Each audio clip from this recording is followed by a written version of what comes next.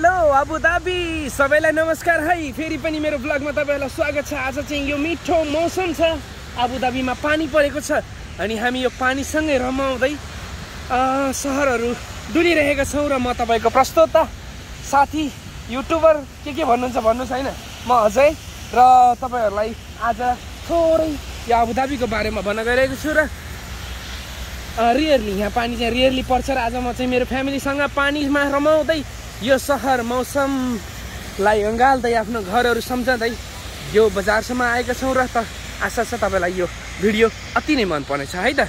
र एकैछिन मेरो साथीहरुलाई पनि हेरौं, मेरो फ्यामिलीलाई पनि हेरौं। है पानी पर्यो, वर्षा तिमी झमझम गरी बर्सिदेऊ न, टाढाको देशमा उनीलाई मेरो सम्झना पुराइदेऊ न। टाढाको देशमा उनीलाई मेरो सम्झना पुराइदेऊ न। आज हामीले सम्झेका छौं यो पुसको जाडो, पुस हो कि माघ हो, मङ्सिर हो, अलमोस्ट पुस है। विदेशमा बसेपछि महिना बार गते केही थाहा हुन्न, बस काम हुन्छ। आज चाहिँ हजारौं मानिसहरू, हजारौं कामदारहरूको पसिना पुस्नको लागि, पसिना बगाउनको लागि यो पानी परेको छ र यो मौसम निकै नै रमणीय छ। र मेरो फ्यामिलीको साथमा हिँड्न पाउँदाखेरि म एकदम खुसी छु। बिस्तारै बिस्तारै मौसमले परिवर्तन खोजेको छ है त। गाडी जल्दी ल हेर्नुस् त पानी कराएको। अनि यो बेलामा एक्सिडेन्ट हुने ठुलो सम्भावना हुन्छ, क्यामेराम्यान लड्ने ठुलो सम्भावना हुन्छ।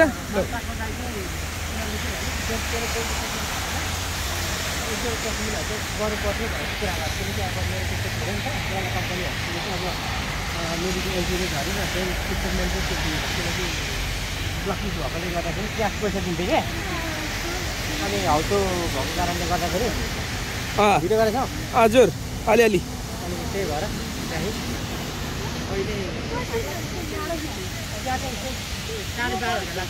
ल एकछिन यता बसौँ त, यहाँ नजिक आउँ त एकछिन नजिक। पानी झार्न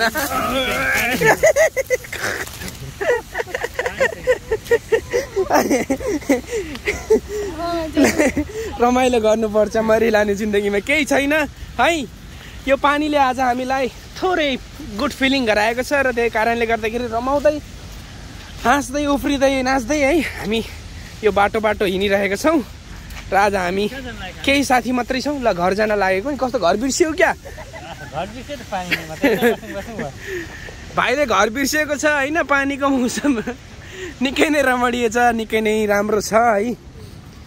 हामी पहाडबाट आएका हामीलाई चाहिँ राम्रो लाग्छ। केही साथीहरु यसरी पानीमा ओत्लाउनको लागि बस्नु भएको छ। बिचारा कामलाई नाइ भन्न मिल्दैन।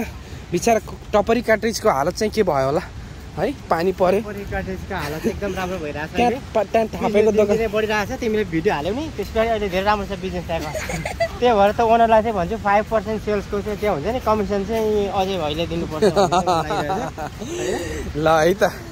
क्या मिठो मौसम छ। यो तालको छेउबाट जाऊ, हिँड्नु न, कस्तो राम्रो छ। यो छेउबाट हिँड्ने हुन्छ त यस्तो। ल हाम्रो भाउजू नारायण पनि यही हुनुहुन्छ। दाई नारायण चाहिँ आज मजाले सिरे गोडेर सुतेर बसिया नि जाडो भएर। हामी चाहिँ पानी परेको, आकाश निलो कालो छ, आज रातभरि पानी पर्ने सम्भावना छ है। ल हेर्नुहोस्, र तालको छेउछेउ हामी आएको। यो चाहिँ फेवा ताल हो पोखराको हैन। तपाईँ अब म चाहिँ धेरै वर्षदेखि चाहिँ यहाँ यो तालमा चाहिँ पौडी खेल्ने गर्छु। ओहो गडाङगुडुङ गर्छ है। अब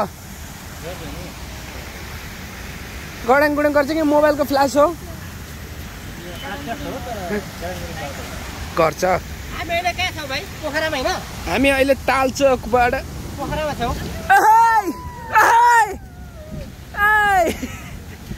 ल हेर्नुहोस् त अबु धाबीमा गाडी गेजेको कति रमाइलो भएको छ है।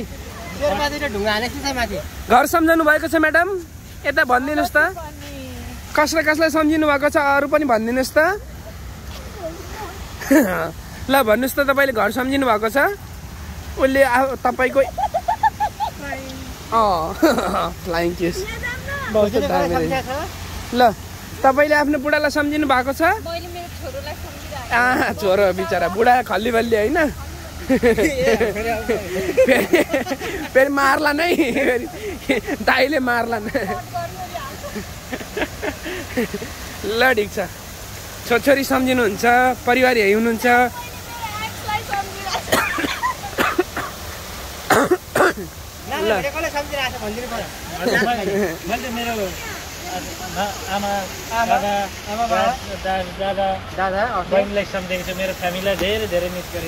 ल यो भिडियो मार्फत म उहाँहरूलाई सम्झन चाहन्छु कसैले नकारात्मक कमेन्ट नगरिदिनु होला मोबाइल गडाङ गुडुङ गर्न थालेको छ हामी भाग्नुपर्ने अवस्था आएको छ ल है छिटोभन्दा छिटो हामी भाग्नुपर्छ नत्र अहिले एकछिनमा हामी अब हामी आज चाहिँ स्विमिङको लागि आएको हुँदाखेरि हामी यहाँ स्विमिङ गर्दैछौँ यहाँ यो तालमा चाहिँ स्विमिङ गरेर आज रेडी हुँदैछौँ ल है गडाङ गडाङ अझ मोबाइल टुटुक्कै जाला हात छ भागौँ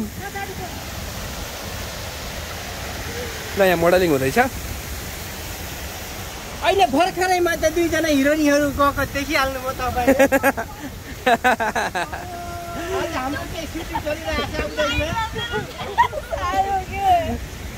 ल हामीलाई मात्रै जाडो होइन परेवाला पनि जाडो हुन्छ कठै बिचारा है परेवा दाइ पर्यो नछोइदिनु ऊ आफ्नै उसमा छ त्यसलाई यता मस्जिद कतै छ उठाएर लगाएर मस्जिदमा राखिदिउँ न जाडो भयो क्या अहिले ल्याउनुहोस् त राम्रो ठाउँमा लगाएर राखिदिउँ बिचरा त्यसलाई भन्छ ढुकुर कुर्ने ढुकुर होइन कतै राम्रो ठाउँमा लगाएर राखिदिउँ कि ओभान आउनु त पानी पऱ्यो भने बिचरा आउनु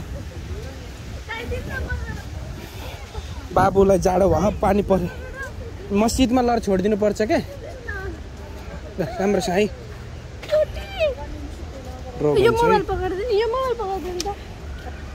राम्रो छ है मस्जिदमा त बेसी नसम्म है टोक्दैन तर चाहिँ मस्जिदमा लानेर छोडिदिने किनकि ओ गडाङ गुडुङ गरेछ छिटो हामी छिटो जानुपर्छ है उसको नाममा ढुकुर वाल्ने उसले जहिले पनि ढुकुर बेच्छ बजारमा लगेर होइन यो ढुकुरको दाम हो 100 करोड भाउजू डराएको हो क्या करोड पैसा छ भने ढुकुर चाहिँ किन्न सक्नुहुन्छ ल आउनुहोस् है आउनुहोस्